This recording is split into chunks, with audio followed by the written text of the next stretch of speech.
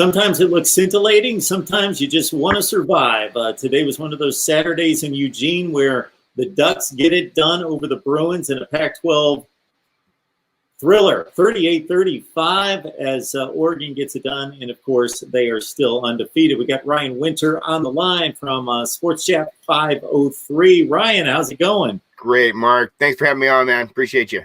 Absolutely. Appreciate you. And Oregon was about a 2-touchdown favorite in this one. UCLA lost its starting quarterback. It was announced not long before the game that Dorian Thompson-Robinson would not be able to play.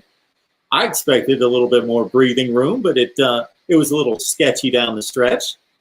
Yeah, I think we all did. I think going into the season, UCLA had some real question marks, and no DTR tonight, but there was no problem, man. I'm telling you that Chase Griffin was awesome. He looked the part. He was smooth, operated the offense beautifully, found open players, made some mistakes. There were some big plays. There was a huge play at the end of the first half where he threw an interception and it was ran back for a touchdown. That was really the play of the game if you break it down at the end of the season.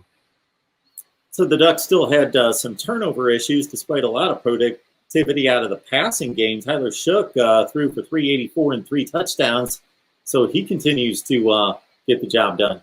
Definitely, but he was really, really pressured early in this game. The offensive line had a tough time with this very active defensive line. There's a couple guys on there who are just really good defensive players, NFL-type bodies. And the Ducks just, it's a young offensive line. They had their issues. Shuck figured out in the second half. The Oregon running game is so potent that if Shuck just pulls it every once in a while, he's going to have real estate to work with. So you mentioned that running game, but they had a tough job against the Bruins trying to make much there. Travis Dye, 10 carries, 40 yards. He only had about 88 yards, 2.6 yards per carry on the ground. Concerns there.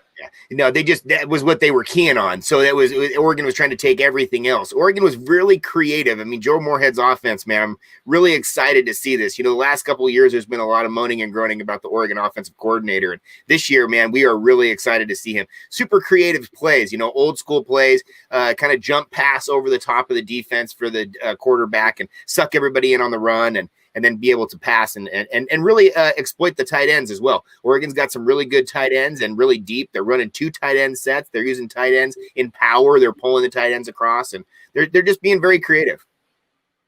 You are an optimistic guy, Ryan, so I always appreciate that. I absolutely do. I'm just trying to get something out of you in regards to, no, a win's a win. And I totally get it because not every game's going to be a 4 or 5 touchdown win, and it's such a strange season. And UCLA obviously coming off of an effort in which they beat Cal by 24 points last week. They look to be much improved, and they gave you a game, and looked like a heck of a game. And as I mentioned to you before we started to record, I only caught maybe 10 or 15 plays at the most, but I got this thing on DVR, and I'm gonna check it out. Yeah, well, UCLA always has great players. We've always said this, they recruit fairly well in the Pac-12, and it's just whether or not they can have a coaching staff that can do something with it. We know Chip Kelly's had success in the college game before. It's taken him a little bit to try to get his feet wet down there, but I think he's building something, and I think the skill players, they're showing up. I mean, this Demetric Felton was amazing as a running back. He had a great day. And Oregon's defense, it was a little porous. They weren't tackling as well. I think we're seeing that early in the college football season across the board, but this is just, again, you got to take every game for it. It's a shortened season. This is the one game you get to play against the South. So it's just, we're going to take everything we can get at this point. So Oregon remains undefeated. Now they get the big showdown in the Civil War, taking on Oregon State. I don't know if we can still say that, but anyway, taking on Oregon State. And 31-27 winners against Cal. So the Beavers get a big win. Yeah, and you always look forward to this one. Oh, yeah. This is a great game, always a great game. And this is something I was watching it on 2 screens today, watching the Duck game, watching the Beav game. Rarely we find the Duck fans rooting for the Bees, but I found myself rooting for them today. And it's always nice having both these teams coming off a win going into this game. Usually it's the end of the year, obviously. This year it's a little different, but I kind of like that they kept it during the holiday break and during the Thanksgiving week.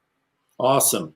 Ryan Winter, you got to check out his work. Keep it here on YouTube, and you just put in the search engine, search title Sports Chat 503. So go up to the search bar, Sports Chat 503. You'll find Ryan, and his work covering Oregon athletics. Yeah. Ryan, we appreciate you stopping by. Great breakdown. We'll talk some more Oregon football here soon. The games are just getting bigger. Yeah. Thanks again, Mark, and happy holidays to you and your fam.